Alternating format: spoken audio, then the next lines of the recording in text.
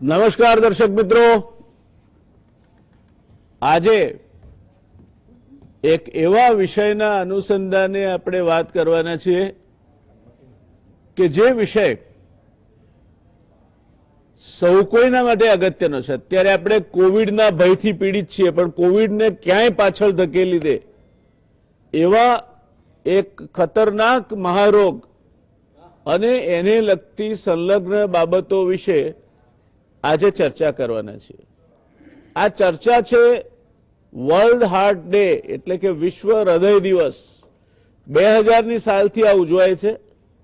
આમ તો છેલ્લા રવિવારે ઉજવવો સપ્ટેમ્બરમાં એવું નક્કી થયેલું, પછી 29મી તારીખ નક્કી થઈ, એટલે આવતીકાલે વિશ્વ હૃદય દિન વર્લ્ડ હાર્ટ ડે ઉજવવાનો છે. એની પૂર્વ સંધ્યાએ આપણે આ ચર્ચાનું આયોજન કર્યું છે. તમે જૂના સમયનું એક ગાયનની પંક્તિઓ સાંભળી હશે, દિલ જો ભી કહેગા માનેંગે દુનિયા મેં હમારા દિલ હી તો હૈ, दुनिया में हमारा दिल ही तो है, दिल जो भी कहेगा मानेंगे दुनिया में हमारा दिल ही तो है. આ દિલ, એની એટલી બધી ભયાનક વાતો આજે તમારી સામે મારે મૂકવાની છે. કાર્ડિયોવેસ્ક્યુલર ડિસીઝ જેને કહેવાય છે, તે વિશ્વમાં 1.80 કરોડ જેટલા લોકો આ ડિસીઝથી મૃત્યુ પામે છે. વિશ્વમાં થતા કુલ મૃત્યુના 31% છે. દુનિયામાં મૃત્યુના કારણમાં સૌથી પહેલા નંબરનું કારણ આ છે, અને એની સાથે એનો જોડિયો ભાઈ છે જેને સ્ટ્રોક કે છે. એ સ્ટ્રોકથી જે માણસો મરે છે 5મા નંબરનું મૃત્યુનું કારણ છે. હૃદયરોગ અને સ્ટ્રોકથી 85% લોકો મોતને ભેટે છે. આમ કાર્ડિયોવેસ્ક્યુલર ડિસીઝ વિશ્વમાં મોતના કારણોમાં પ્રથમ નંબરે આવે છે. ભારતમાં છેલ્લા 26 વર્ષમાં, એટલે કે 1990થી 2016 સુધીમાં આ રોગને કારણે થતા મૃત્યુમાં 34%નો વધારો થયો છે.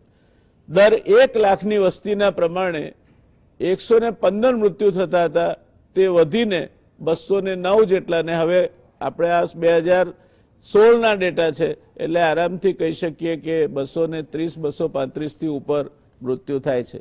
અમેરિકામાં આથી વિરુદ્ધ આ જ સમયગાળા દરમિયાન 1990થી 2016ના સમયગાળા દરમિયાન કાર્ડિયોવેસ્ક્યુલર ડિસીઝના પ્રમાણમાં 41%નો ઘટાડો જોવામાં આવ્યો છે.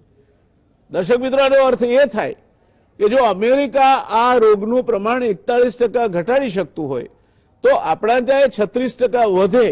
એ ચોક્કસ આપણને સમજવા માટે ને ચિંતા કરવા માટેનો વિષય છે. પણ એમાં એક આશા એ છે કે જે અમેરિકા કરે છે એવું આપણે ન કરી શકીએ. આપણે ભલે 41% ન ઘટાડી શકીએ, પણ આ 36%માંથી 26%, 26માંથી 16% એ લાવી શકીએ. અને જો એ લાવી શકીએ તો ઘણો બધો ફાયદો થાય. બીજું, આ રોગ હવે યુવાનોમાં પણ વ્યાપક રીતે દેખા દેવા માંડ્યો છે. અને એને કારણે જે આપણા 35 વર્ષથી નીચેની 70% વસ્તી છે, અને એના જે ઉત્પાદક કલાકો કહેવાય, મેનડેઝ, પ્રોડક્ટિવ મેનડેઝ, એ પણ આ રોગના ડિસીઝ બર્ડનના કારણે જો એની આર્થિક અસરો કાઢવામાં આવે તો એ અબજો રૂપિયામાં થાય. આ બધી બાબતોને અનુલક્ષીને વિશ્વમાં આ રોગની ગંભીરતા ઉપર ધ્યાન કેન્દ્રિત કરવા માટે વિશ્વ હૃદય દિવસ ઉજવાય છે 29મી સપ્ટેમ્બરે દર વર્ષે. આ વખતે પણ કાલે વિશ્વ હૃદય દિવસ ઉજવાશે. ત્યારે આજે એની પૂર્વ સંધ્યાએ આપણે એક એવી પેનલ સાથે ચર્ચા કરવાની છે કે જે તમને આ રોગની ગંભીરતા સમજાવી શકે, આ રોગના લક્ષણો સમજાવી શકે, આ રોગ કેમ થાય છે તે વિશે વાત કરે, અને આ રોગથી બચવા માટે અથવા તમને સ્ટેન્ટ મુકાવ્યો હોય કે બાયપાસ સર્જરી થઈ હોય તો એમાંથી સરળતાથી પાછા સામાન્ય જીવન જીવતા કેમ થઈ શકો, તે અંગેની આજે આપણી ચર્ચામાં આપણે વાતો કરવાના છીએ. આજે આપણી પાસે જે વિદ્વાન ડોક્ટરોની પેનલ છે, મારી બાજુમાં છે ડોક્ટર નવનીતભાઈ શાહ, સિનિયર ડાયાબિટોલોજીસ્ટ છે, એન્ડોક્રાઇનોલોજીસ્ટ છે, અને 40 થી વધુ વર્ષનો કેટલાય તબીબો જે આજે હાર્ટ સ્પેશિયાલિસ્ટ બન્યા છે એમના ગુરુ રહેવાનું બહુમાન કહીએ તો નવનીતભાઈ સાહેબને મળ્યું છે. અમેરિકાની ઇન્ટરનેશનલ કોલેજ ઓફ એન્જિયોલોજીમાંથી એમણે ફેલોશિપ મેળવી છે અને જે ગુજરાતના સિનિયર ફિઝિશિયન્સ કહેવાય એમાં અગ્રણી નામોમાં ડોક્ટર નવનીતભાઈ શાહનું નામ આવે. ડોક્ટર શૈલેષભાઈ દેસાઈ ત્યાર પછી બેઠા છે. એમડી કર્યું, અમેરિકામાં અનુભવ લીધો સારામાં સારી સંસ્થાઓમાં, ગ્રીન કાર્ડ મળે, પણ મારે મારા દેશમાં જઈને કંઈક કરવું છે, ડોલર નહીં કમાઈએ તો ચાલશે પણ દેશમાં જઈને પણ કાર્ડિયોલોજિસ્ટ તરીકે, કાર્ડિયોલોજીમાં ફિઝિશિયન તરીકેનું નહીં જે ધમધમ ચાલતું ક્ષેત્ર છે, કાર્ડિયોલોજીસ્ટમાં સર્જન તરીકેનું નહીં જે ઇન્ટ્રાવેનિસ કાર્ડિયોલોજીસ્ટ કહેવાય છે, પણ હૃદયરોગ કેમ ઘટાડવો અને હૃદયરોગ આવ્યો હોય તો એમાંથી કઈ રીતે પુનઃ સ્વાસ્થ્ય પ્રાપ્ત કરવું એવા કામમાં શૈલેષભાઈ જોડાયેલા છે. એક મિશનરી ઝીલથી કામ કરે છે અને મેં એમને વર્ષોથી એ જ ઉત્સાહ અને એ જ ઉમંગથી કામ કરતા જોયા છે. આમ તો દર વિશ્વ હૃદય દિવસના દિવસે શૈલેષભાઈનો કાર્યક્રમ ભરચક હોય. સવારમાં રેલી કાઢે, જે લોકો સાજા થયા હોય તેમની, જેમને ફાયદો થયો તેમની, પછી નિષ્ણાત કાર્ડિયોલોજીસ્ટ કે અન્ય લોકોના જે સ્ટ્રેસ મેનેજમેન્ટ કે એવા વિષયોમાં માહિર હોય તેમના લેક્ચર યોજાય. અમદાવાદ મેનેજમેન્ટ એસોસિએશનના આ વર્ષોના કાર્યક્રમનું આ વખતે કોવિડના કારણે એમાં ખોટકો આવ્યો ત્યારે સારું થયું કે અમે શૈલેષભાઈને આ ચર્ચા માટે પકડી લાવ્યા. ડોક્ટર ધવલભાઈ દોશી સૌથી યુવાન છે આ પેનલમાં, પણ એમણે એમડી કર્યા પછી પણ હિંમત રાખીને ડીએમ કર્યું. આમ તો એમડી થતા થતા પેલા સ્લોગ ઓવરમાં જેમ બેટિંગ માણસ કરતો હોય, થાકી ગયો હોય તેમ માણસ થાકી જાય, એવું આ મેડિકલનું ભણવાનું એવું ખતરનાક હોય છે, પણ છતાં એ નહીં થાકતા એમણે એથી આગળ સુપર સ્પેશિયાલિટી, સુપર સ્પેશિયાલિટી એ ડીએમની ડિગ્રી હાંસલ કરી છે. એમની વિશેષતા ડોક્ટર રમેશભાઈ કાપડિયાએ જે યુનિવર્સલ હિલિંગની આખી થિયરીનો અમલ કર્યો અને 10,000 કરતા વધારે, કદાચ સંખ્યામાં હું ખોટો પડતો, હું નીચેની સાઈડે ખોટો પડતો હોઈશ, વધારે દર્દીઓને આ પદ્ધતિથી સાજા કર્યા છે એવા ડોક્ટર રમેશભાઈ આજે પણ પ્રવૃત્ત છે. એમની સાથે કામ કરીને ધવલભાઈને પણ યુનિવર્સલ હિલિંગનો ચેપ લાગ્યો છે. એટલે હૃદયરોગ પછી બચવું કેમ, સારી રીતે કામ કરતા કેમ થવું, એની એમનામાં વિશેષ આવડત છે. તો આજે આ ચર્ચાની શરૂઆત કરીશું આપણે નવનીતભાઈ સાહેબથી. નવનીતભાઈ, મારે આપને પૂછવું છે કે આપ તો ઘણા બધા દર્દીઓને જુઓ છો, જુદા જુદા રોગના દર્દી આવે, ફિઝિશિયન પાસે સૌથી પહેલા આવે, ત્યારે કોઈને હૃદય રોગ છે એવું પ્રાથમિક દ્રષ્ટિએ જ તમે જોઈને તારણ, કારણ કે આપનો અનુભવ એટલો વિશાળ છે કે આપની આંખોના એક્સરેમાં એ પકડાયા વગર એની તો પ્રાથમિક લક્ષણો કઈ રીતે આપ નક્કી કરો છો કે એને હૃદય રોગ છે? કોઈ પણ સાહેબ આ પરિસ્થિતિમાં કોઈ પણ દર્દી આપણી પાસે આવે ત્યારે આપણે એની ફરિયાદ સાંભળીએ. એની ફરિયાદમાં શું પ્રકારની ફરિયાદ છે, ખાસ કરીને છાતીના મધ્ય ભાગમાં ભીંસ આવે એવો દુખાવો થવો અને એની જોડે પરસેવો થવો, શ્વાસ ચડે, એવા લક્ષણો એ પ્રાઇમરી હૃદયરોગના લક્ષણો ગણી શકાય. પણ જેમ કે ઘણીવાર એવું પણ હોય છે કે ડાયાબિટીસવાળા દર્દીઓને પેઇનનું પરસેપ્શન થતું નથી, એટલે સાયલેન્ટ ઇસ્કીમિયા હોય. ઘણા દર્દીઓ એવા હોય છે કે જેમને એટિપિકલ પ્રેઝન્ટેશન હોય, જાણે કે જડબાના નીચેના ભાગમાં દુખે અથવા ચાલતા ચાલતા બંને ખભા કે હાથ જલાઈ જાય કે પેટમાં દુખાવો થાય. કોઈક વાર અમે એવું પણ જોયું છે કે જે લોકોને ડિસ્પેપ્સિયા હોય, એટલે આપણને એવું લાગે કે પેટની તકલીફ છે, પણ જેમાં જમણી કોરોનરી ઇન્વોલ્વ થઈ હોય એવું લાગે કે આપણે ગોલ બ્લેડર માનતા હોય અને કોરોનરી આર્ટરી ડિસીઝ હોય. એટલે પહેલી વસ્તુ તો સિમ્પ્ટોમેટોલોજી, પછી બીજી વસ્તુ કે બેકગ્રાઉન્ડ ઇલનેસીસ, કે એમને ડાયાબિટીસ છે, બ્લડ પ્રેશર છે, કોલેસ્ટ્રોલની વિસંગતતા છે, ફેમિલી હિસ્ટ્રી છે, આ બધી વસ્તુઓ એની ઉપર આધાર રાખે છે. અને એ પછી જે અગત્યની વસ્તુઓ આવે છે એ ફિઝિકલ એક્ઝામિનેશન, આપણે એને તપાસીએ અને એમાં કોઈક સાઇન સિમ્ટમ્સ એવા મળી જાય કે જે આપણને એવું બતાવે કે આને ભાઈ હૃદય રોગની તકલીફ હશે, જેમાં ગેલઅપ છે કે પેપિલરી મસલ ડિસફંક્શનના ફાઇન્ડિંગ્સ છે, એવું બની શકે. અને છેલ્લે આપણે ઓફિસમાં મર્યાદામાં વાત કરીએ તો ઇલેક્ટ્રોકાર્ડિયોગ્રામ લઈએ કે જેમાં આપણને અમુક સટલ ચેન્જીસ એવા મળે કે જે આપણને એવું બતાવે કે પહેલાં કંઈ એટેક આવેલો છે કે અત્યારે હૃદયને લોહી પૂરું પહોંચતું નથી એવું ખબર પડે. આટલી હદ સુધી તો આપણે આટલું કરી શકીએ, પણ ઘણા, એટલે હું તો એવું માનું કે 20% દર્દીઓમાં એવું થાય કે આ બધું કરવા છતાં પણ આપણને ખબર પડે નહીં કે દર્દીને હૃદયરોગ છે કે નહીં. પછી આવે ધવલભાઈનો વારો. ધવલભાઈ એનો ઇકો કરાવે, એને ટ્રેડમિલ ટેસ્ટ કરવાનું કે ક્યારેક ઇકો કરી અને ટ્રેડમિલ ના થાય એવું હોય તો સ્ટ્રેસ ઇકો કે સ્ટ્રેસ થેલિયમ કરવો પડે. હવે ઘણા લોકો જે એન્જિયોગ્રાફીથી ડરતા હોય છે એ સીટી સ્કેનથી એન્જિયોગ્રાફી કરે. સીટી સ્કેનથી એન્જિયોગ્રાફી કરતાં પહેલાં કોરોનરી કેલ્શિયમ સ્કોર જુએ. એટલે આવી ઘણી બધી મોડાલિટી છે કે જેનાથી આપણે હૃદયરોગનું ઇવેલ્યુએશન કરી શકીએ.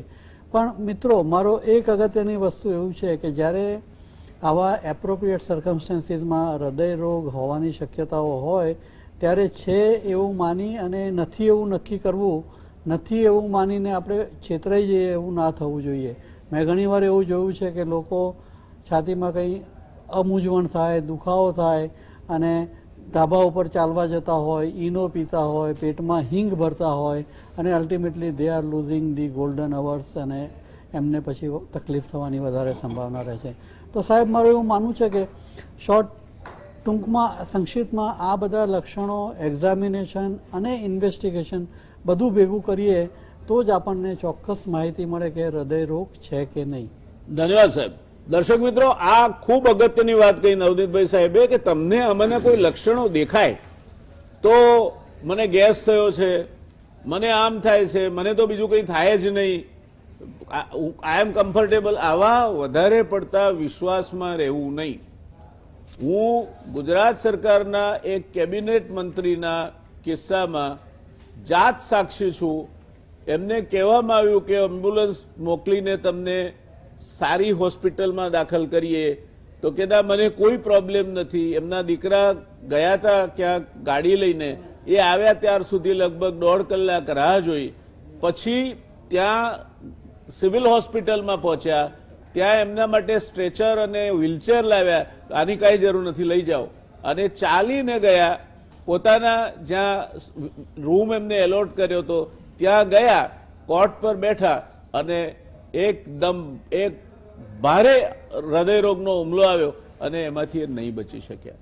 હું માનું છું કે કદાચ આ બધું જ એમણે ન કર્યું હોત, રાહ ન જોઈ હોત, જાતે ચાલીને જાઉં છું, હું બરાબર છું, મને કોઈ પ્રશ્ન નથી, આવું ના વિચાર્યું હોત તો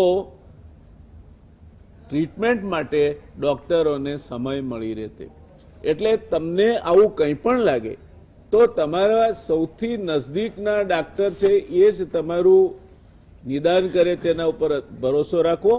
જાતે કોઈ પણ પ્રકારના પ્રયોગોમાં, અને ખાસ કરીને હું તો બરાબર છું એવી બહાદુરી બતાવવામાં પડવું નહીં, એમાં જાનનું જોખમ છે. યાદ રાખો, હૃદયરોગ એ આ દેશમાં મૃત્યુનું પહેલું કારણ છે. જેટલા મૃત્યુ થાય છે એમાં પહેલું કારણ હૃદયરોગ છે. પણ શૈલેષભાઈ સાહેબ, આ CHD ની વાત કરીએ આપણે તો પહેલા એવું હતું કે કદાચ મોટી ઉંમરે આવે ના, 40 વર્ષથી નીચેની ઉંમરમાં એનો 4 ગણો વધારો થયો છે છેલ્લા કેટલાક વર્ષોમાં.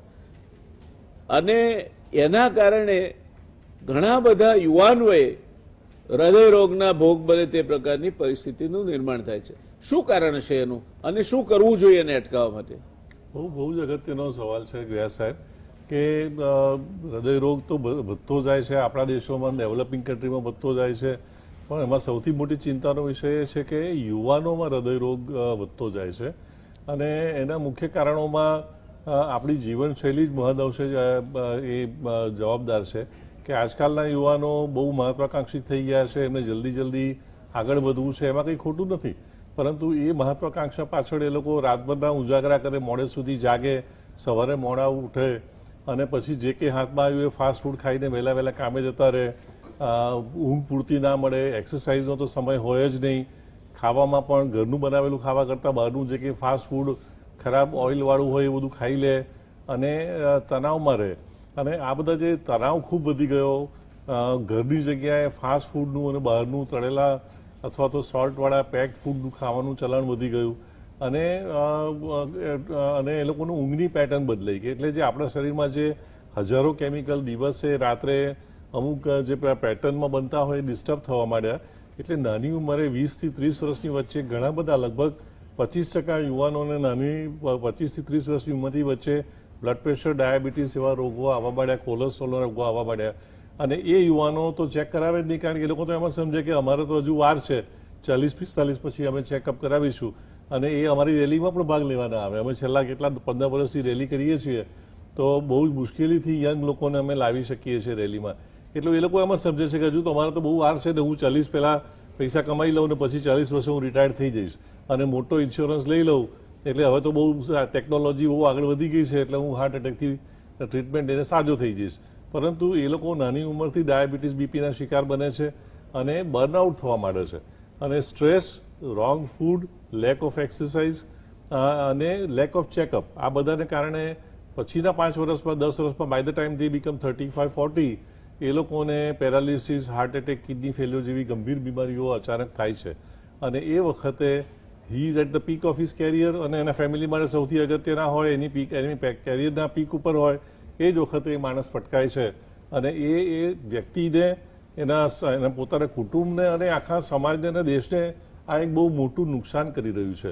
એટલે આ સૌથી ચિંતાની વાત એ છે કે યંગ, જુવાન માણસો અને હવે અનફોર્ચ્યુનેટલી ઓછી આવક ધરાવતા મધ્યમ વર્ગના અને લોકો અને ઓછી આવકના લોકોમાં પણ આ હૃદયરોગ થવા માંડ્યો. કારણ કે સસ્તું ખાવાનું કયું, તો કે જે તૈયાર તળેલા રસ્તા પર ગમે તે મળતા ખાવાનું હોય એ સસ્તું હોય અને એ ખાઈને કામે ચડી જાય અને પોતાને રોજબરોજની જિંદગીના ટેન્શનો એટલા બધા હોય અને ફાઇનાન્શિયલ પ્રોબ્લેમ્સ હોય, એટલે એ લોકો ચેકઅપ માટે પણ એ લોકોની પાસે સમય, પૈસા અને સમજણ હોતી નથી, જ્ઞાન નથી હોતું.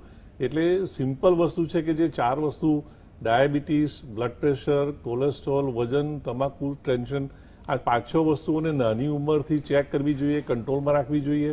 એ વસ્તુ ભૂલાઈ જાય છે અને એને કારણે યંગ લોકોમાં હાર્ટ એટેક આવે છે. અને બીજું કે યંગ લોકોમાં જ્યારે હાર્ટ એટેક આવે ત્યારે એમને કુદરતી નેચરલ બાયપાસ બનવાનો સમય મળતો નથી અને એ લોકોનું પહેલા હાર્ટ એટેકમાં જ ડેથ થવાનું risk is very high compare to old people. એટલે હું માનું છું કે યુવાનોએ આના માટે ખાસ નાની ઉંમર 20 વર્ષની ઉંમરથી દર 3 વર્ષે ડાયાબિટીસ, બ્લડ પ્રેશર, કોલેસ્ટ્રોલ એ બધું ચેક કરતા રહેવું જોઈએ. એ જો વધારે હોય તો લાઇફસ્ટાઇલ ચેન્જીસથી કંટ્રોલ કરવું જોઈએ, છતાં એના કંટ્રોલમાં આવે. અને વારસાગત રોગ હોય તો એ દવાઓ પણ એમની નાની ઉંમરથી લઈ શકાય. એટલે હવે કન્સેપ્ટ પ્રિવેન્શનનો એવો છે કે શરૂ વહેલું કરો, જુવાનીમાંથી શરૂઆત કરો, ચેકઅપ કરો. જે કંઈ પણ જે એબનોર્મલ હોય, કોલેસ્ટ્રોલ, ડાયાબિટીસ, બીપી, એને શરૂઆતની લાઈફથી તમારા લાઈફના લાંબા સ્પાન માટે એકદમ લોઅર લેવલ પર એ બધાને કંટ્રોલમાં લાંબા સમય માટે રાખો, તો તમને heart attack, paralysis, kidney failure 60-65 વર્ષ સુધી થાય જ નહીં. એટલે કે એવું કહેવાય છે કે જો અત્યારની મોડર્ન દવાઓ, અત્યારની સગવડો એટલી બધી સારી છે કે જો આમ કરવામાં આવે તો 60 વર્ષ પહેલાં હાર્ટ એટેક આવે તો એ મારી દ્રષ્ટિએ મેડિકલ સિસ્ટમનો અથવા તો દર્દી તરફથી એક ફેલ્યોર કહેવાય. કારણ કે આપણી પાસે બહુ ઇફેક્ટિવ દવાઓ આ રોકો માટે આવી છે. એટલે આ વાત ખાસ ધ્યાનમાં આપવાની જરૂર છે કે ટાઈમસર ચેકઅપ નાની ઉંમરથી કરાવતા જવું અને જો કંઈ બી એબનોર્મલ હોય તો તેને પાછળ લાઇફસ્ટાઇલ ચેન્જીસ, એક્સરસાઇઝ, ડાયટ, યોગ, પ્રાણાયામ અને દવાઓ એ બધાથી ખૂબ કડક કંટ્રોલમાં રાખી અને લાંબા સમય સુધી પોતાનું ડાયાબિટીસ, બીપી, કોલેસ્ટ્રોલ કંટ્રોલમાં જો શરૂઆતથી જ રાખવામાં આવે તો હૃદયરોગ નાની ઉંમરમાં થતો અટકાવી શકાય. ધન્યવાદ સાહેબ. દર્શક મિત્રો, યુવાન મિત્રો જો સાંભળતા હોય અથવા તો યુવાન મિત્રોના પરિવારના કોઈ સાંભળતા હોય તો MBA થાય કે કોઈ સારી કોલેજમાંથી એન્જિનિયર થાય, ચાર્ટર્ડ એકાઉન્ટન્ટ થાય, ડોક્ટર થાય દીકરો, આનંદની વાત છે. પણ એને ત્યાર પછીની એની મહત્વાકાંક્ષા અને જે પ્રકારનું એ આખી એ હરીફાઈને લે છે, એને ભરખી ન જાય એ જોવું પણ એટલું જ અગત્યનું છે. ઘરની ગૃહિણીઓ માટે પણ મારે ખાસ કહેવાનું છે કે તમે ઘરમાં એવા કોઈ મહત્વાકાંક્ષી આયોજનો ના કરશો. બાજુવાળાના ત્યાં આ ગાડી આવી આપણી આ ગાડી જૂની થઈ ગઈ છે, તો કઈ રહી જૂની જ છે, આપણે આપણી ગાડી પોતાની બરાબર ચાલે તે જોવું. ક્યારે પણ અસંતોષ ઉભો કરીને તમે મહત્વાકાંક્ષાને તમારો કાબુ લેવાનું ક્યારેય ન કરશો. એ વાત શૈલેષભાઈ દેસાઈ સાહેબે કહી. અને એ પણ યુવાનીમાં જ્યારે તમે તમારા ચડતો ગ્રાફ છે, તમે હજુ ઉપર ઉપર ઉપર જઈ રહ્યા છો, ત્યારે બરાબર નીચે પટકાવો તો બાળકો નાના હોય, કોઈ ત્રીજામાં ભણતું હોય, કોઈ પાંચમામાં ભણતું હોય, કોઈ સાતમામાં ભણતું હોય. આ બધાનો વિચાર કર્યો છે કોઈ દિવસ? અને જો ના કર્યો હોય તો આજથી કરવાનું ચાલુ કરજો. 30 વર્ષ 25 વર્ષ એક વર્ષે એક વખત તો તમારે તમારું હૃદયની ચિંતા કરવી જોઈએ. અને એ ચિંતા કરીને એને આધીન થઈને તમારે તમારા ડાક્ટર કે તે પ્રમાણે વર્તવું જોઈએ. એક વાત આપણે સાંભળી વારંવાર આ ચર્ચામાં, અને એ વાત છે લાઇફસ્ટાઇલ ડિસીઝ. ધવલભાઈ, આ લાઇફસ્ટાઇલ ડિસીઝ શબ્દ કેમ વપરાયો? WHO એટલે કે વિશ્વ health organisation, world health organisation અને ઇન્ટરહાર્ટ સ્ટડી એ એક બહુ મોટી સ્ટડી ગણાય છે હૃદયરોગ માટેની. તો એ સ્ટડીમાં એમણે આ હૃદયરોગ કેમ થાય છે એના જે મુખ્ય પરિબળો છે એની ડિટેલમાં એમણે એનાલિસિસ કર્યું. તો એના પરથી એવું જાણવા મળ્યું કે 90% હાર્ટ એટેક આપણી જીવનશૈલી એટલે કે અસ્તવ્યસ્ત જીવનશૈલીથી જ થાય છે. અને એના માટે મુખ્ય 9 જેટલા ફેક્ટર જવાબદાર છે. અને એના દ્વારા એમણે નક્કી કર્યું કે આ લાઇફસ્ટાઇલ એ હાર્ટ એટેક માટે મુખ્ય પરિબળ છે. તો હવે કઈ ટાઈપની લાઇફસ્ટાઇલ અને કઈ ટાઈપની લાઇફસ્ટાઇલથી કયા હાર્ટ એટેક થાય કઈ રીતે એ ડિટેલમાં એમની ચર્ચા કરવામાં આવી. તો એના મુજબ ફર્સ્ટ કારણ એવું જોયું કે પર્સનાલિટી એટલે કે વ્યક્તિ હોય એની 2 ટાઈપની પર્સનાલિટી હોય, ટાઈપ એ અને ટાઈપ બી. ટાઈપ એ એટલે કે વધુ પડતી અધીરાઈ, ઉગ્ર સ્વભાવ, એગ્રેસિવ નેચર, વધુ પડતી મહત્વાકાંક્ષા, વધુ પડતી સ્પર્ધાત્મક વલણ, નેગેટિવ એટીટ્યુડ, એક સમયે એક કરતાં વધુ પડતું કામ કરવું, અશાંતિ, આવા વ્યક્તિ જે છે એ ટાઈપ એ ગણાય. અને ટાઈપ બી એટલે કે જે શાંત છે, ધીરજવાન છે, એક સમયે પ્રાયોરિટી મુજબ ફક્ત એક જ કાર્ય કરે છે અને પોઝિટિવ એટીટ્યુડને અપનાવે છે. તો એમાં જોયું કે ટાઈપ એ પર્સનાલિટી વાળા લોકોમાં હાર્ટ એટેકનું પ્રમાણ 56 જેટલું વધારે જોવા મળ્યું. એટલે આ એક મુખ્ય ફેક્ટર છે જે આપણી લાઇફસ્ટાઇલ સાથે જોડાયેલું છે. બીજું મેઇન ફેક્ટર છે સ્ટ્રેસ, આઈધર ફિઝિકલ, સાયકોસોશિયલ કે ઇમોશનલ. કોઈ પણ જાતનો સ્ટ્રેસ એ આપણા અંદર એવા કેમિકલ ઉત્પન્ન કરે છે જેના દ્વારા હૃદયની નળીઓ ડાયરેક્ટ સંકોચાય છે. એટલે વાઝોકોન્સ્ટ્રિક્શન નામના સબસ્ટન્સ ઉત્પન્ન થાય છે કે જે હૃદયની નળીને સંકોચે છે અને હાર્ટ એટેક આવવાની શક્યતાઓ વધી જાય છે. અને આ 58% જેટલું સ્ટ્રેસ હાર્ટ એટેક માટે જવાબદાર છે. થર્ડ મેઇન ફેક્ટર છે બેઠાડું જીવન. આજના ડે ટુ ડે લાઈફમાં આપણે જોઈએ છે કે બેઠા બેઠા જ ખાવાનું, બેઠા બેઠા જ પીવાનું અને બેઠા બેઠા જ કોમ્પ્યુટર પર કામ કરવાનું. એટલે કે આ જે બેઠાડું જીવન છે અને ડેઇલી લાઈફમાં કસરતનો જે અભાવ છે એ હાર્ટ એટેક માટે 52% જેટલું જવાબદાર છે. અને ફોર્થ મેઇન ફેક્ટર છે એ અનહેલ્ધી ડાયટ હેબિટ્સ. એની જો ખાસ વાત કરું તો અનહેલ્ધી ડાયટ હેબિટ્સમાં 2 મેઇન ફેક્ટર છે. એક છે કાર્બોહાઈડ્રેટ અને બીજો છે વધુ પડતા તળેલા ખોરાકનું પ્રમાણ. એટલે કે કાર્બોહાઈડ્રેટ એટલે કે ચોખા, અનાજ, મેંદો અથવા તો cake, pastry, ice cream, cold drinks કે તળેલા એટલે વારંવાર તળેલો પદાર્થ. આપણી ગુજરાતીઓની ખાસ વાત કરું તો એમની ખાસ આદત હોય. જેમ કે આપણે બજારમાં જઈએ, દાળવડા ખાવાની ઈચ્છા થાય તો આપણે જોયું છે કે એકના એક દાળવડા વારંવાર તળાય છે એકની એક તેલમાં.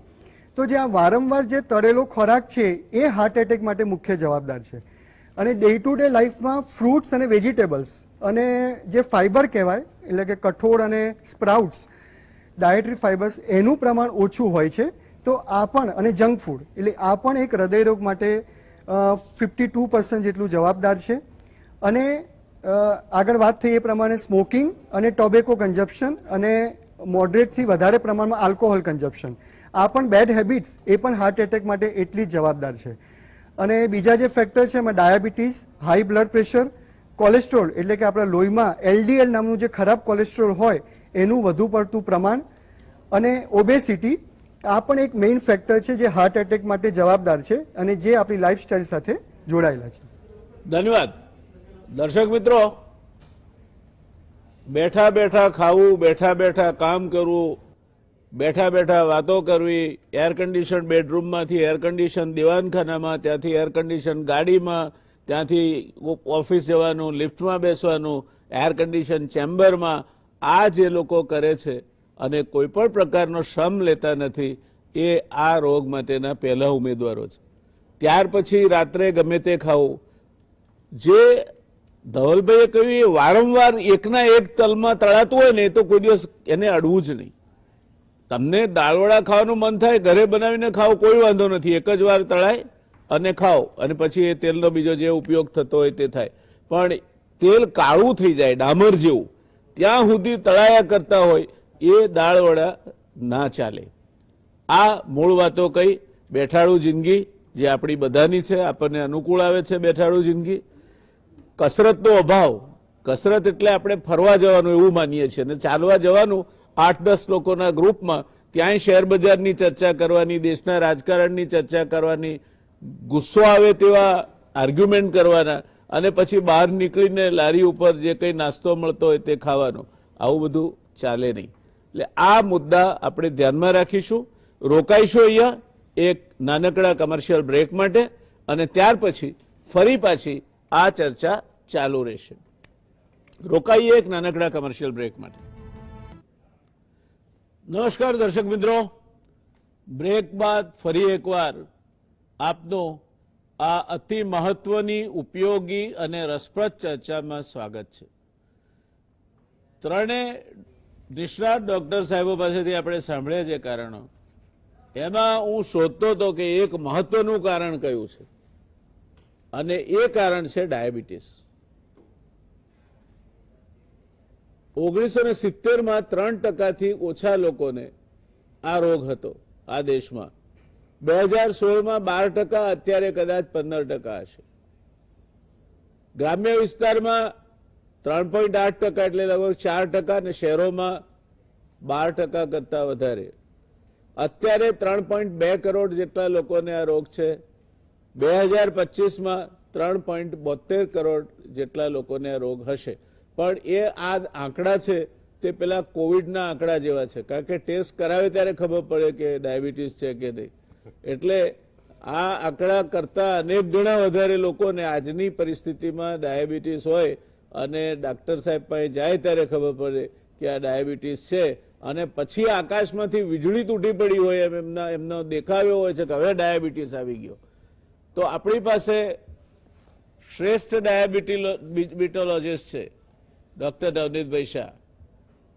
એમને પૂછીએ સીધું કે સાહેબ આ ડાયાબિટીસ છે કઈ, બોલા કેમ થાય છે, અને કેમ આટલો બધો વધી ગયો? 3%થી ઓછો હતો 1970માં, અને 2016માં 12%થી વધારે થઈ જાય, અને અત્યારે 15% જેવો લોકોને ડાયાબિટીસ થાય. અને એમાં દર્શક મિત્રો, સાહેબને મારે ખાસ કહેવું છે કે Gujarat is known to be a diabetic capital of India. તો આપણે ગુજરાતીઓને કેમ આ ડાયાબિટીસ થાય છે? અને એ ડાયાબિટીસ થાય એટલે ઉપર 15, 20, 50, 100 માળનું બિલ્ડિંગ બનાવવા માટેનો મસ્ત મજાનો પાયો નાખી દીધો આપણે. ડાયાબિટીસ થયો એટલે બીજા અનેક રોગો આવે. તો આપણે નવનીતભાઈ શાહ સાહેબ પાસેથી ડાયાબિટીસ કેમ થાય છે, હૃદયરોગ સાથેને શું લેવા દેવા છે, અને એના પરિણામે બીજા કયા રોગો આવે, એનાથી બચવા શું કરવું જોઈએ, દવાઓ ક્યારે લેવી, ક્યારે બંધ કરવી, વગેરે બાબતે માર્ગદર્શન મેળવીએ. વ્યાસ સાહેબ, આભાર. આપનો ક્વેશ્ચન અતિ સુંદર છે, કારણ કે ડાયાબિટીસ અને હાર્ટ ડિસીઝ વચ્ચેનો જે સંબંધ છે એ અમૂલ્ય છે, આઈ વુડ સે. કારણ કે પહેલાં તો ડાયાબિટીસનું પ્રમાણ કેમ વધતું ગયું, તો એક અગત્યની જે દેખીતી વસ્તુ છે એ આપણી જીવનશૈલી. જેમ ધવલભાઈએ કહ્યું કે આપણી જીવનશૈલીમાં એટલા બધા ફેરફારો થઈ ગયા છે, જેમાં આપણા ખોરાકમાં ફરક પડ્યો છે, ખોરાકના કેલરી કન્ઝમ્પશનમાં ફરક પડ્યો છે, ખોરાકમાં ફેટનું પ્રમાણ વધ્યું છે, ખોરાકમાં ફાઇબર ઓછા થઈ ગયા છે, ખોરાકમાં ફ્રૂટ્સ ઓછા થઈ ગયા છે, ખોરાકમાં મેદો અને એનું પ્રમાણ વધી ગયું છે. એની સાથે સાથે જંક ફૂડના લીધે ટ્રાન્સ ફેટી એસિડ્સનું પ્રમાણ વધી ગયું છે અને આવી ઘણી બધી વસ્તુ છે. આપણા જે કાર્બોહાઈડ્રેટ્સ છે એ પણ હાઈ ગ્લાયસેમિક ઇન્ડેક્સવાળા, હાઈ ગ્લુકોઝ લોડવાળા આપણા ખોરાક છે. એટલે પહેલું કામ તો એ છે કે આપણા ખોરાકમાં એવો સમગ્ર ફરક પડી ગયો છે કે આપણે એ ડાયટના કારણે આપણે કેલરી જે જમા થવાનું પ્રમાણ છે એ ઘણું વધી ગયું છે. એટલું જ નહીં, આપણા માટે તો ગુજરાતીઓ માટે એવું કહેવાય છે ને કે દરેક સમય ખાવાનું છે. સવારે ઉઠે ત્યારે નાસ્તો કરે, પછી લંચ લે, પછી આફ્ટરનૂન સ્નેક્સ લે, પછી ડિનર લે, પછી રાત્રે સૂતી વખતે ડેઝર્ટ લે અને આપણે તો 16 કલાક ખોરાક ખાધેલી પરિસ્થિતિમાં જ હોઈએ છીએ. આપણી પાસે ફાસ્ટિંગ જેવું તો માંડ 4 કલાકનું હોય છે. એટલે એક પહેલી વસ્તુ એ છે. બીજી વસ્તુ કે આપણા ખોરાકમાં સેચ્યુરેટેડ ફેટનું પ્રમાણ પણ ઘણું વધારે છે. જેવું કે રૂમ ટેમ્પરેચરે જે સોલિડ ફેટ હોય છે, ચીઝ, બટર, એ બધી ચીઝ અને આ ટ્રાન્સ ફેટી એસિડવાળી ચીઝ ઘણી નુકસાનકારક હોય છે. જ્યારે આપણે જે મોનો અનસેચ્યુરેટેડ ફેટ, મુફા અને પોલી અનસેચ્યુરેટેડ ફેટ એ આપણે એટલા સહેલાઈથી વાપરી શકતા નથી, કારણ કે અવેલેબલ નથી એટલી સહેલાઈથી અને મોંઘી પણ છે. એટલે આપણે ત્યાં ખરેખર આ ફેટનો પ્રોબ્લેમ છે. ફ્રૂટ્સ, આપણે શાકભાજી લેવાના ફાંફા છે, ત્યાં ફ્રૂટ્સ ખાવા ઘરમાં એ પણ એટલું જ અઘરું છે. એટલે આ બધી એટલી બધી વસ્તુઓ ખોરાકમાં જવાબદાર છે. પછી આપણે જોઈએ તો અર્બનાઇઝેશન ઓર કોકોકોલાઇઝેશન ઓર જેને કહીએ ઉત્ક્રાંતિ, કે જેમાં આપણે જે એક્સરસાઇઝનો આપણી પાસે સમય હતો એ જતો રહ્યો છે. આપણે વાહન સિવાય ક્યાંય જઈ શકતા નથી. આપણે જેમ વજન વધે એટલે આપણી વિસરલ ફેટ વધે એટલે એ ઇન્ફ્લેમેશન વધારે, અને આ ઇન્ફ્લેમેશન વધે એટલે હાર્ટ ડિસીઝ થવાની સંભાવના વધારે છે. એટલે ડાયાબિટીસમાં 2 થી 6 ગણા પ્રમાણમાં હાર્ટ ડિસીઝ એટલે કે હૃદય રોગ જોવા મળે છે. જેનું કારણ ડાયાબિટીસની જોડે આવતું બ્લડ પ્રેશર, ડાયાબિટીસની જોડે આવતી કોલેસ્ટ્રોલની અથવા લાઇપિડની વિસંગતતા, સ્ટ્રેસનું જે કહ્યું છે ભાઈ ધવલભાઈએ એ પણ એટલું જ મહત્વનું છે. અને હું એટલું કહીશ કે નેગેટિવ સ્ટ્રેસ બહુ મહત્વનો ભાગ ભજવે છે. દાખલા તરીકે કે લોસ ઓફ ફેમિલી મેમ્બર, કે ધંધામાં નુકસાન થવું, કે એવા કંઈ પણ વસ્તુઓ છે કે જે નેગેટિવ સ્ટ્રેસ હોય એ આપણને ઘણું નુકસાન કરે છે. એટલે એ પણ એટલી મહત્વની વસ્તુ છે. અને છેલ્લે જો ઉમેરવાનું આવે તો એક્સરસાઇઝની તો વાત કરી, જે એક્સરસાઇઝ માટે શૈલેષભાઈ કહેશે આપણને કે એરોબિક એક્સરસાઇઝ શું છે, સ્ટ્રેચિંગ, મસલ બિલ્ડિંગ એક્સરસાઇઝ શું છે, સ્પિરિચ્યુઅલ એક્સરસાઇઝ શું છે. આ ત્રણેય વસ્તુઓ ઇમ્પોર્ટન્ટ છે, જેના વિશે આપણે ફરી વાત કરશું. પણ હું જે અત્યારે વાત કરવા માગું છું એ સ્મોકિંગ અને આલ્કોહોલ, આ બંને વસ્તુઓ પણ એટલી જ મહત્વની છે. આપણે ત્યાં તો છે ને એક ગલ્લો જાય ને બીજો ગલ્લો આવે. માણસને ઈચ્છા ના હોય તો એ એના કામ કરવા જાય કે ક્યાંય પણ જાય ત્યારે એને કમ્પલ્સન થઈ જાય કે એ લઈ જ લે તમાકુ કોઈ પણ ફોર્મમાં. પછી એ સ્મોકિંગ કરે, ચાવે, સૂંઘે, ઇવન ટૂથબ્રશ કરે, ગમે તે કારણે. એટલે tobacco is also one of the important factor for heart disease. અને આલ્કોહોલ, ઘણા માણસો જે લોકોને આલ્કોહોલ પીવો હોય છે એ શોધી કાઢે છે કે આલ્કોહોલના ફાયદા છે, પણ મોટાભાગના જર્નલ્સ અને જે મેટા એનાલિસિસ થયું છે એમાં એવું કહેવાય છે કે આલ્કોહોલના કોઈ હેલ્થ બેનિફિટ નથી. તેમ છતાં અને heavy drinking is always injurious to the health. એટલે આલ્કોહોલ પીવાના ફાયદા કરતાં ગેરફાયદા ઘણા વધારે છે. એટલે જ્યારે આપણે જોઈએ કે હાર્ટ ડિસીઝ અને ડાયાબિટીસ, તો ડાયાબિટીસમાં હાર્ટ ડિસીઝ થવાના કારણોમાં આવા ઘણા બધા કારણો છે. બીજું અગત્યની વસ્તુ એ છે કે આપણે સ્વીકારવા જ તૈયાર નથી કે મને કંઈ બીમારી હોઈ શકે. એટલે ડાયાબિટીસ હોય તો એનું ચેકઅપ ના કરાવીએ. ડાયાબિટીસની જોડે બ્લડ પ્રેશર એટલું અગત્યનું છે એ જોઈએ નહીં. લાઇપિડ કરવાના હોય ત્યારે એકલું કોલેસ્ટ્રોલ કરીએ, આખું લાઇપિડ ના જોઈએ. જે પિરિયોડિકલી ટેસ્ટ કરવાના હોય તો એ આપણે એનાથી ભાગતા ફરતા હોઈએ છીએ.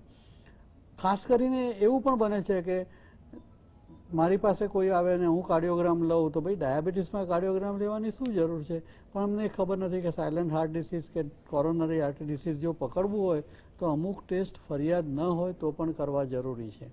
એટલે આ જીવનશૈલીના ફેરફારોની સાથે એક અગત્યની વસ્તુ એ છે કે આપણી જે જીનેટિક પ્રીડિસ્પોઝિશન છે. કેવું પ્રીડિસ્પોઝિશન છે કે આપણા જીન્સ છે ને એ ફેમિન માટે સર્જાયેલા હતા. એટલે એ દુકાળમાં એડજસ્ટ થવા માટેના જીન્સ હતા. હવે જ્યારે એમને ખોરાક સમૃદ્ધિવાળો મળ્યો છે ત્યારે એ એને પચાવી શકતા નથી અને એના કારણે આ બધા કોમ્પ્લિકેશન્સ થવા માંડે છે. એટલે એક્સટર્નલ ફેક્ટર્સ જેને આપણે લાઇફસ્ટાઇલ, જીવનશૈલીના પરિબળો, ઉત્ક્રાંતિના પરિબળો, અર્બનાઇઝેશનના પરિબળો અને આપણા જીનેટિક્સ ફેરફારો, આ બંનેની સાથે આપણા એટીટ્યુડ, આપણો સ્ટ્રેસ, વર્ક રિલેટેડ, એ બધું ભેગું થઈને ડાયાબિટીસનું પ્રમાણ વધે છે. હવે ડાયાબિટીસ મટાડી શકાય કે નહીં, તો તમે સાંભળ્યું હશે રોય ટેલરનો સ્ટડી કે જેમાં ઇન્ટરમિટન્ટ ફાસ્ટિંગ અને વેઇટ લોસ ને જેનાથી અમુક પર્સન્ટેજમાં ડાયાબિટીસ આપણે મટાડી શકીએ છીએ. પણ આ જે ફેરફારો છે જીવનશૈલીના, એ લાંબો ગાળા સુધી રહેશે કે નહીં એ આપણને ખબર નથી, અને એ કેટલા ઇફેક્ટિવ રહેશે બધા માણસોમાં એ પણ ખબર નથી. એટલે એ વસ્તુ આપણે ધ્યાનમાં રાખીએ. દવાઓ ઇસેન્શિયલી આપણી જે છે એ ગ્લુકોઝને કંટ્રોલ કરવા માટેની દવાઓ છે. પણ હવે એવી દવાઓ પણ આવી છે ડાયાબિટીસમાં કે જે ગ્લુકોઝના કંટ્રોલની સાથે હૃદયરોગમાં પણ ફાયદો કરે છે, કિડની ડિસીઝમાં પણ ફાયદો કરે છે. એટલે ક્યારે કેવી દવા વાપરવી કે જેનાથી ડાયાબિટીસ અને હૃદયરોગ બંનેમાં આપણને ફાયદો થાય, એ પણ એક વસ્તુ આપણા માટે અગત્યની છે. તો સમગ્રપણે આપણે એવું કહીએ કે ડાયાબિટીસનું પ્રમાણ વધે છે. એની સાથે સાથે બીજું જે અગત્યની વસ્તુ ડાયાબિટીસ અને હાર્ટ ડિસીઝમાં છે કે ડાયાબિટીસ અને હાર્ટ ડિસીઝ આપણા સમયમાં 10 વર્ષ વહેલો જોવા મળે છે. આપણા જે એશિયન્સ અથવા ઇન્ડિયન્સ દર્દીઓ છે ડાયાબિટીસવાળા, એમાં હાર્ટ ડિસીઝનું પ્રમાણ ગંભીર હોય છે, એમાં સડન ડેથ થવાની શક્યતાઓ વધારે છે, એમાં નળીઓ બહુ સાંકડી હોય છે, અને અલ્ટિમેટલી જ્યારે પણ ડાયાબિટીસવાળાને હાર્ટ ડિસીઝ થાય છે ત્યારે એમાં રિકવરી પણ એટલે અંશે આપણને ઓછી જોવા મળે છે. એટલે હું એવું માનું છું કે જીવનશૈલી બહુ જ અગત્યની છે, પણ સાથે ડાયાબિટીસની કાળજી પણ એટલી જ અગત્યની છે, અને આ બંને જ્યારે ભેગા થાય ત્યારે આપણને વધારે હેરાન કરી શકે છે. ડાયાબિટીસ જો કંટ્રોલમાં ના રાખીએ તો લાંબા ગાળે માઇક્રોવાસ્ક્યુલર કોમ્પ્લિકેશન્સ થાય છે, પણ ડાયાબિટીસ કંટ્રોલમાં ના હોય ને જીવનશૈલી ખરાબ હોય તો મેજર આર્ટરીઝના પ્રોબ્લેમ થાય છે, જેમાં હૃદયની નળીઓ, બ્રેઇનની નળીઓ અને પગની નળીઓને પ્રોબ્લેમ થઈ શકે. એટલે મારું એવું માનવું છે કે મિત્રો, આપણે આ બધી વસ્તુને ધ્યાનમાં રાખીને કેવી રીતે આપણે ડૉક્ટરનું માર્ગદર્શન મેળવવું એ મહત્ત્વની વસ્તુ છે કે જેથી આપણે હૃદયરોગથી બચી શકીએ. ધન્યવાદ સાહેબ. દર્શક મિત્રો, દર 5 ગુજરાતીએ એકને ડાયાબિટીસ હશે એવા સમય તરફ આપણે આગળ વધી રહ્યા છીએ. અત્યારે દર 6 એકને છે, દર 5 એકને હોય એ તરફ આપણે આગળ વધી રહ્યા છીએ. કારણ કે આપણે ઉતાવળ બહુ છે. જે કંઈ કરવું છે, બંગલો લેવો છે, ગાડી લેવી છે, શેર બજારમાં એકદમ પૈસા કમાઈ લેવા છે, આ બધું કરીને પછી આપણે દારૂ પીવો છે, ગુટકા ખાવા છે, માવા ખાવા છે, તળેલું ખાવું છે અને મોડા સુધી જાગવું છે. આ તમે ડાયાબિટીસને કંકોત્રી લખીને બોલાવો છો તે સમજી લેજો, એવું શાહ સાહેબે કહ્યું. બીજું કે મેદો છે, કેટલીક સફેદ વસ્તુઓ, મેદો, ખાંડ, મીઠું, ચોખા, વેજીટેબલ ઘી, ચીઝ, બટર, અને તમે જેટલા દૂર રહો તેટલું સારું.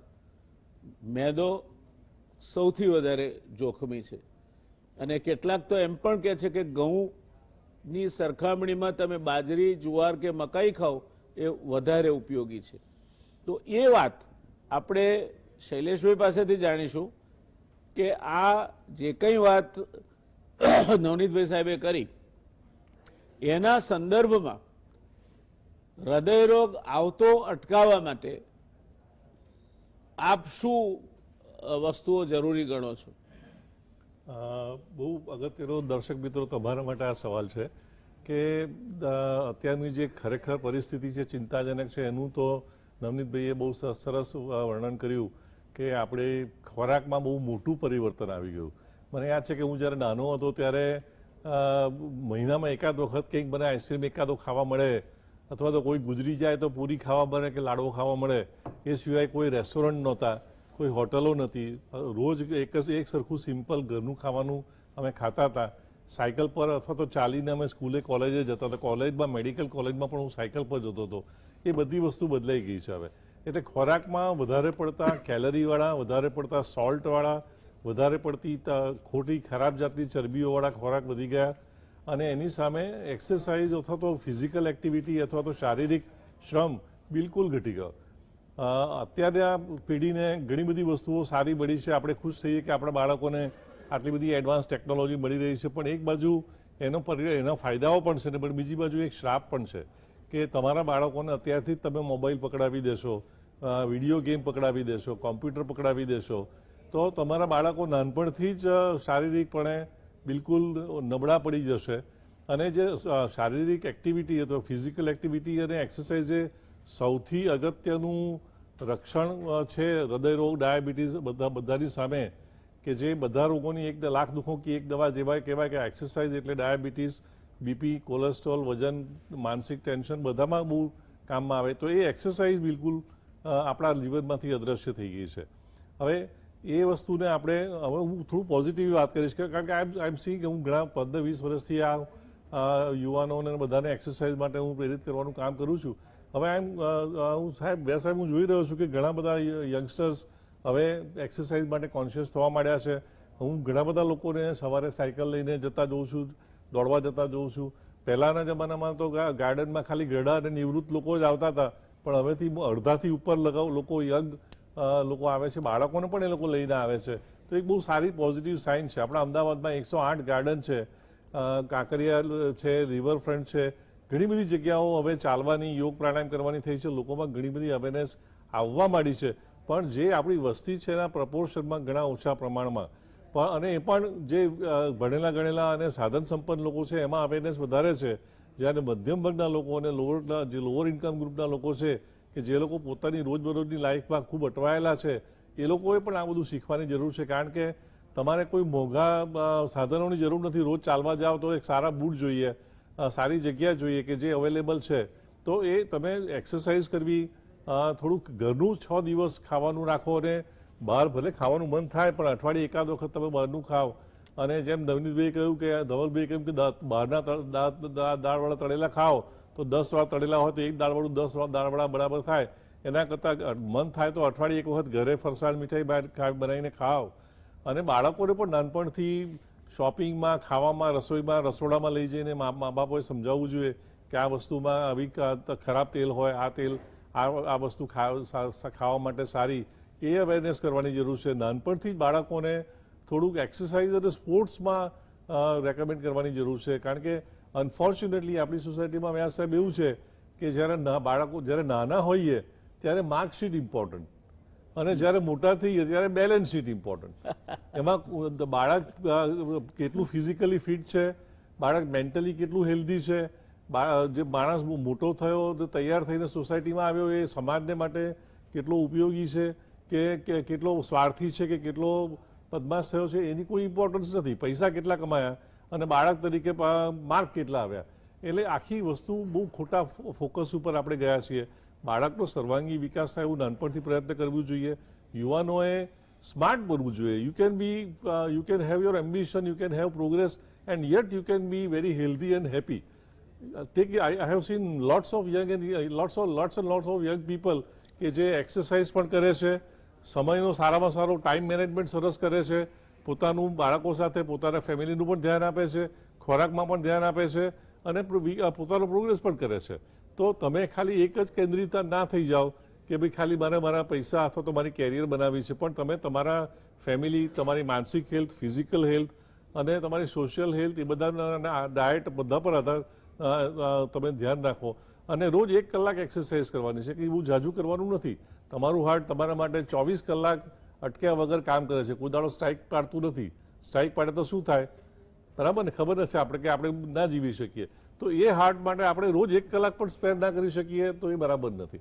તો 1 કલાકનું ચાલવાનું અથવા તો 1 કલાક સામટો ના કરી શકો તો તમે 15 મિનિટમાં 3 વખત તમે પણ કરી શકો. તમને આર્થરાઇટિસ હોય, સામટું ના ચાલી શકો તો તમે 10 મિનિટ 4 વાર ચાલો તો 40 મિનિટ થઈ જાય. એટલે 40-50 મિનિટની એક્સરસાઇઝ, એવું કહેવાય છે કે અમેરિકન હાર્ટ એસોસિએશન એવું કહે છે કે દરેક વ્યક્તિએ અઠવાડિયાના 175 મિનિટ મધ્યમ ઇન્ટેન્સિટીની એક્સરસાઇઝ કરવી જોઈએ, અથવા તો 75 મિનિટ તમારે 150 મિનિટની મધ્યમ એક્સરસાઇઝ અથવા 75 મિનિટની વિગરસ એક્સરસાઇઝ લાઈક સ્પોર્ટ્સ કે એ બધું કરવું જોઈએ. એટલે આપણા બાળકોને આપણે સ્પોર્ટ્સમાં દેખાદેખી નહીં પણ એની હેલ્થ માટે એનો નંબર આવવો જોઈએ. સ્પોર્ટ્સમાં પણ એ આગળ આવીને કે સ્ટેટ લેવલ પર ને નેશનલ લેવલ પર જાય, એ આપણો હેતુ ના હોવો જોઈએ.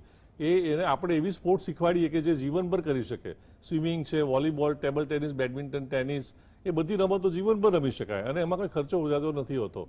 તો સ્પોર્ટ્સની સાથે ભણવા સાથે સ્પોર્ટ્સનું પણ ધ્યાન આપવું જોઈએ. વધારે પડતું ફોન અને ટીવીનું વળગણ આપણે પણ ના રાખવું જોઈએ અને આપણા બાળકો સાથે થોડો વ્યવસ્થિત સમય આપણે આપવો જોઈએ. ઇન્વેસ્ટમેન્ટ, તમે પૈસા ઇન્વેસ્ટ કર્યા કરો છો પણ બાળકો માટે ટાઈમ ઇન્વેસ્ટમેન્ટ કરો, એમને સારી આદત પડે, સારા સંસ્કાર પડે એ જુઓ.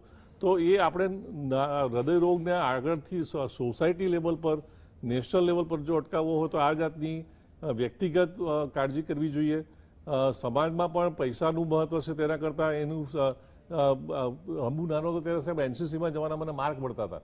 હવે સરકારે પણ આ એજ્યુકેશન સિસ્ટમમાં ફેરફાર લાવવાની જરૂર છે કે જે બાળક ફિઝિકલી ફિટ હોય અથવા તો સ્પોર્ટ્સમાં આગળ હોય એને માર્ક મળવા જોઈએ વધારેના, એને એપ્રિશિએટ થવું જોઈએ, એને જોબમાં પણ એને પ્રેફરન્સ મળવું જોઈએ. તો આ બધું આપણે આપણી સંસ્થા, આપણી જે નોકરી આપતી સંસ્થાઓએ કરવાની જરૂર છે. અને ત્યારબાદ સરકારે ઘણા બધા લોકોને ઇન્ટરવ્યુ સાયકલિસ્ટો લીધો તો બધા કહે કે સાયકલ ટ્રેક બનાવો, અમને સૌથી વધારે એક્સિડન્ટની બીક લાગે છે. તો સરકારે પણ આવા હેલ્થના કોમ્પ્લેક્સીસ, ફોર્ચ્યુનેટલી આપણા અમદાવાદમાં ઘણા બધા સ્પોર્ટ્સ કોમ્પ્લેક્સ થયા છે અને હું પોતે અત્યારે જે ટેનિસ રમી રહ્યો છું, મારી ક્લબ બંધ થઈ ગઈ છે પણ અત્યારે મ્યુનિસિપાલિટીએ પાલડી ગામમાં બનાવેલા સરસ કોર્ટમાં અમે લોકો બિલકુલ મફતમાં રમીએ છીએ, કોઈ જાતની ફી ભર્યા વગર. તો આવી સગવડો સરકારે ઘણી સરસ કરી છે પણ લોકો એનો ફાયદો લેવાની જરૂર છે. ગાર્ડનમાં જાઓ, ચાલો, રિવરફ્રન્ટ પર જાઓ, સ્વિમિંગ પુલ મ્યુનિસિપલ કોર્પોરેશન ઘણા ખુલ્યા છે, એ હવે ખુલશે. તો આવી એક્ટિવિટી આપણે કરીએ અને આપણા સમયનો સરસ ઉપયોગ કરીએ. એવું કંઈ જરૂરી નથી કે આપણી પાસે ટાઈમ નથી. President of America can go for half an hour jog or cycling કરી શકે. તો આપણે એવા કયા મોટા બિઝી છે કે આપણને એક્સરસાઇઝનો ટાઈમ નથી. આપણી ક્વેશ્ચન છે કે આપણે એમને પ્રાયોરિટી આપવી જોઈએ કે exercise should be one of the top priority of your day-to-day life. It has to be part of your life. Similarly, if શક્ય હોય તો યોગ પ્રાણાયામ થોડું 10-15 મિનિટ માટેનું ઓમકાર, અનુલોમ વિલોમ, તમે જે ભ્રમરી પ્રાણાયામ, એવા શવાસન, એવા એક્સરસાઇઝ, એવી તમે રિલેક્સેશન ટેકનિક કરો તો સ્ટ્રેસલેસ પણ ઘટી જાય.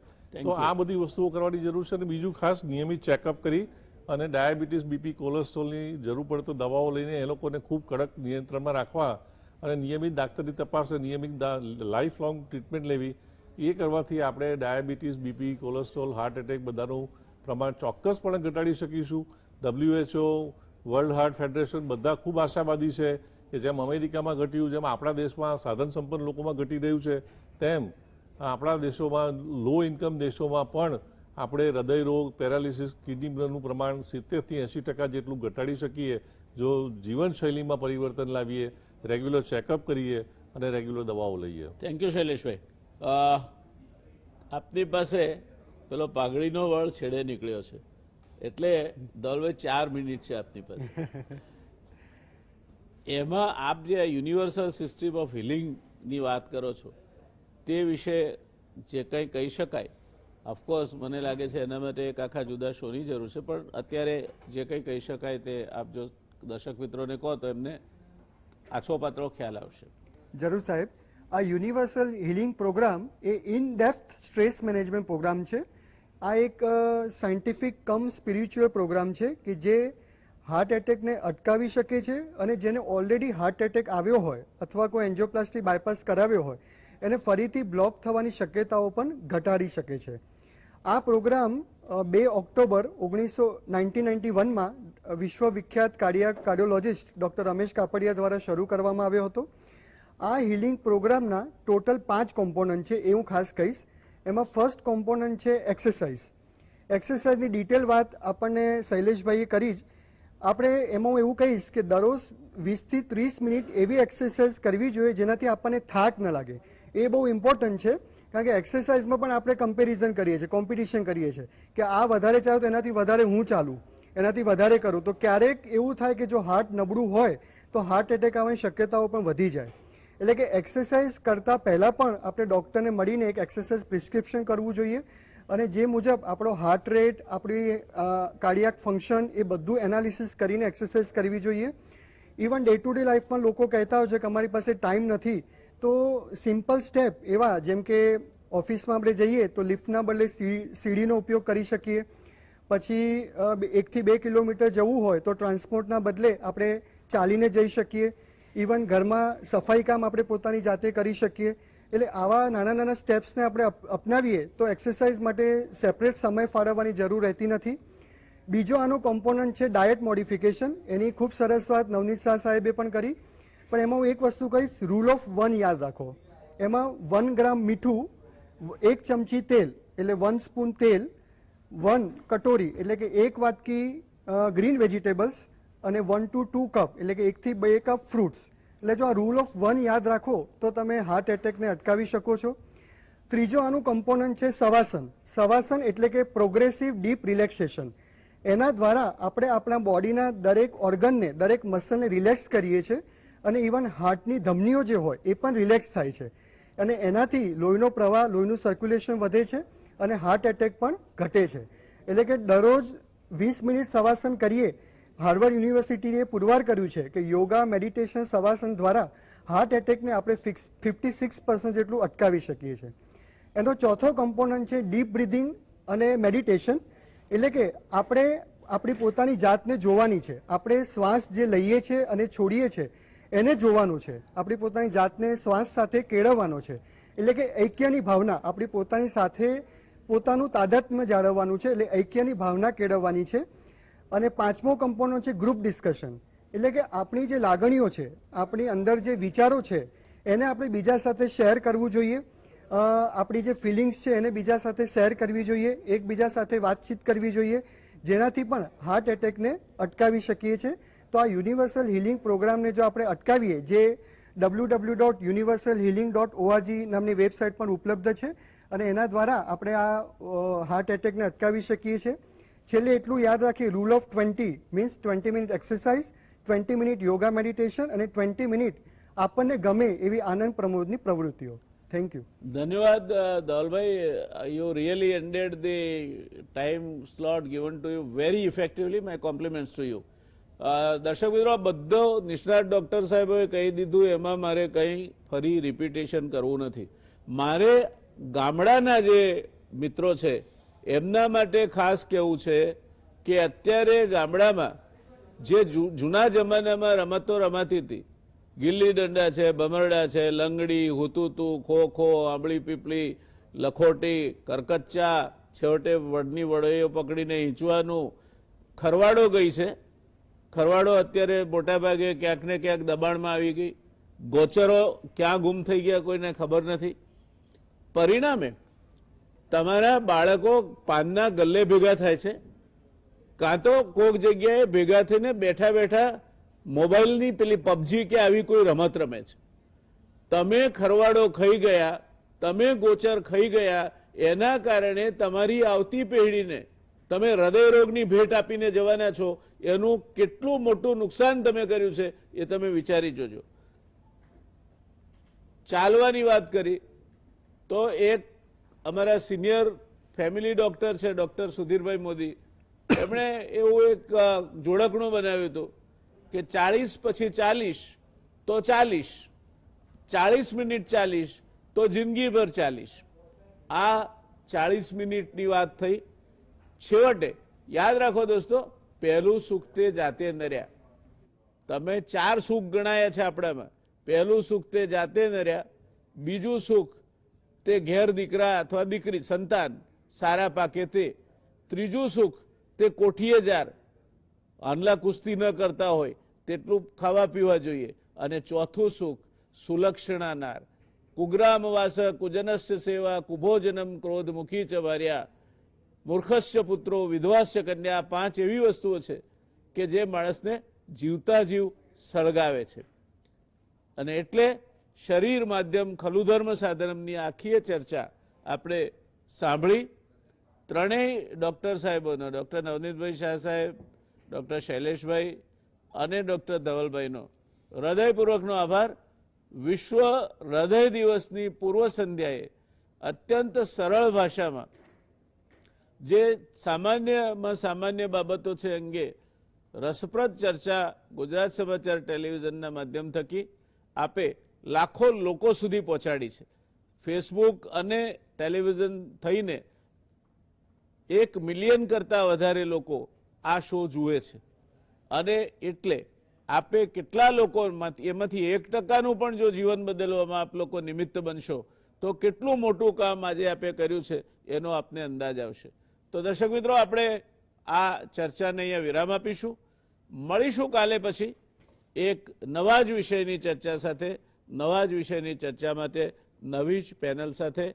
જોતા રહો ગુજરાત સમાચાર ટીવી, જ્યાં ડિબેટ એટલે ચર્ચાને જેણે એક આખો નવો અર્થ આપ્યો છે. ચર્ચા એટલે બૂમાબૂમ નહીં, ચર્ચા એટલે બરાડા નહીં, ચર્ચા એટલે વાદ વિવાદ નહીં, ચર્ચા એટલે વિતંડાવાદ નહીં, ચર્ચા એટલે તુતારી નહીં, ચર્ચા એટલે ગમે તેવા શબ્દો નહીં, ગમે તેવા વાક્યો નહીં. તમારા સમયની એક મિનિટનો ઉપયોગ થાય એ અમારું હંમેશા પ્રયત્ન રહ્યો છે અને આવનાર સમયમાં પણ રહેશે. મળીશું. Take care. શુભરાત્રી. શબ્બા ખેર.